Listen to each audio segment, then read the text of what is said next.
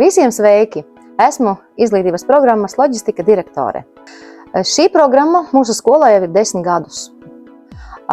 Esam īpaši ar to, ka mēs esam cilvēki profesijā, kas apgūst jautājumus par to, kā nodrošināt kravu, uzglabāt, pārvadāt un kontrolēt visus procesus, kas notiek ar kravām.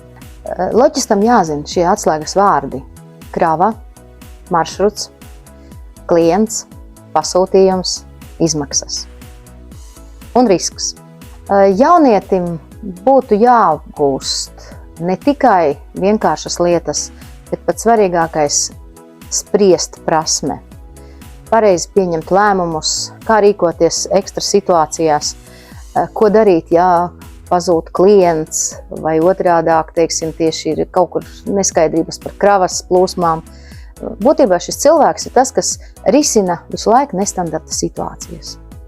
Loģistikas darbinieks šī ir viena no profesijām, kas ir mūsu Latvijā, īpaši reģionālā mūsu izvietojums geogrāfiskais parāda, ka šī profesija ir gandrīz katrā uzņēmumā. Vai tā ir noliktava, vai tas ir transporta uzņēmums, vai tas ir ekspeditējošais uzņēmums. Apgūtās profesijas iemaņas un prasmes šai profesijā palīdzēs arī turpmāk vadīt savu uzņēmumu, organizēt komercdarbības dažādus procesus, pat valsts struktūrās darboties. Lielākā daļa strādā loģistikas uzņēmumi, gan Latvijas, gan starptautiskie, un pilnveido sevi augstākajā mācību iestādēs.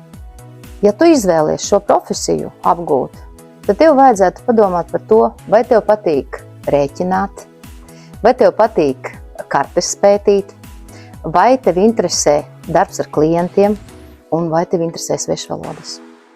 Tiekamies profesionālā vidusskolā Viktorija 1. septembrī.